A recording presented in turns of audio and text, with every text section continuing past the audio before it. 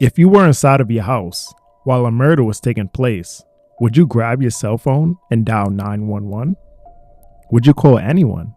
Would you try to burst out of a window? Would you go out and seek to fight or scare the killer away? Would you freeze like a deer in headlights? What are some of the probable hypotheses for someone to abstain from doing any of these? Is it possible to have a legitimate reason to do nothing? Is doing nothing also considered doing something? If so, what could that nothing be? I couldn't help but think, what piece of information are the remaining roommates hiding? Who are they possibly covering for? Or who are they afraid of? What happened the morning of November 13th still remains a mystery. In this video, I interview a mother who tells shocking info about that morning. Her daughter says by 10 a.m. she already knew the details of the incident on 1122 King Road. She knew. She'd known since like 10. Dylan and Bethany were in the downstairs room. Dylan saw them out the window. They're lying. There is exculpatory evidence that Idaho roommate Bethany Funk is holding onto that will exonerate Kohberger. If that's the case, what are the possible reasons for the roommates not calling 911? In addition, if they allegedly saw a man with bushy eyebrows, with a population of about 25,000 in Moscow, Idaho, it's strange that no one came out and said it was him for sure. Now, there are a few possible reasons that the roommates didn't call the police in time, and none of them are exceptional. 3 possible reasons for them not calling 911. The first reason is they were possibly on drugs and were trying to hide it. The roommates were known to have encounters with illegal substances. We had the cab driver state that the house was known as a drug party home. We saw multiple drinks inside of the home. Friends of the roommates were arrested and allegedly trying to hide drugs while in the interrogation room. This is where you see the demeanor of the real Emma. You can tell from her eyes, but what is she doing? What is on that tissue? The roommates also were given citations for using illegal substances and drinking alcohol underage, which could be one of the reasons why Coroner Kathy Mabott spoke down on conducting a toxicology test, stating that they are unlikely to offer any new clues to investigators. Although many people on the internet are seeing the drug connections to the crime, this isn't the mainstream media's primary focus.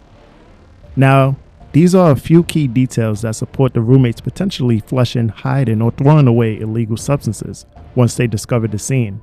If that's the case, that would mean that the scene is severely corrupted and evidence is likely destroyed or tainted. In addition to that, that would also mean that in the early hours of the night, the roommates were more concerned about their freedom than helping their friends. Now, moving on to the second reason, they were listening to their sorority rules. All of the roommates were involved in some sort of sorority. In fact, this was a sorority house. If you want a full breakdown of the sororities in Idaho, I created 3 installments of videos with in-depth knowledge and information that is so good it will blow your mind. If you aren't aware of this, there are rules that sorority members are required to follow but never really ever follow while living in a sorority home. These rules consist of partying at certain times of the day, drinking responsibly, meaning no drugs on the property, maintaining a good standing rating from the elders, and many more. However, there's one rule that stuck out to me the most. According to Idaho's Pan-Hellenic Council Crisis Plan, it says, in the event of a death, do not notify parents. This will be done by emergency officials or university personnel.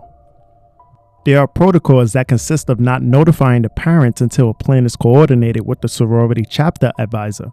Now, the roommates called friends over to the home before calling 911. Is it possible they were following their sorority chapter's rules? If that's the case, what did the chapter advise the roommates to do since the scene was cleaned up? Or is this just all one giant cover-up? Everyone is thinking a man had to have done this, but is it possible to be a woman? Which leads to the last possible reason. Are they in on it? There are many humiliation rituals, bullying, and shaming tactics done to other women in the sorority lifestyle. In the past, one roommate who moved out of the house was rumored to have been bullied and eventually unalived herself. What could possibly be going on inside of that home, college, and this lifestyle? We will never know 100%, but there are supporting details to show that they could possibly be in on it. One reason is obviously the killer knew the house. Who would know the house better than someone who actually lives there? The intended target, Maddie, was rumored to have been mean to the roommate who moved out and unalived herself. We only know that someone came in through the back sliding door because of the surviving roommate Dylan told us that happened, even though police found no sign of forced entry, which means the killer was invited in or was already inside.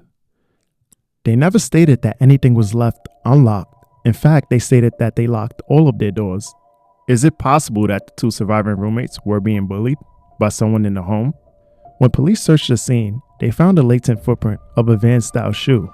However, one strange thing that stood out to me was that there was only one footprint, which would mean that they did a lot of cleaning up. There's only two types of people who clean up after a murder: professional forensic cleaners or a guilty conscience.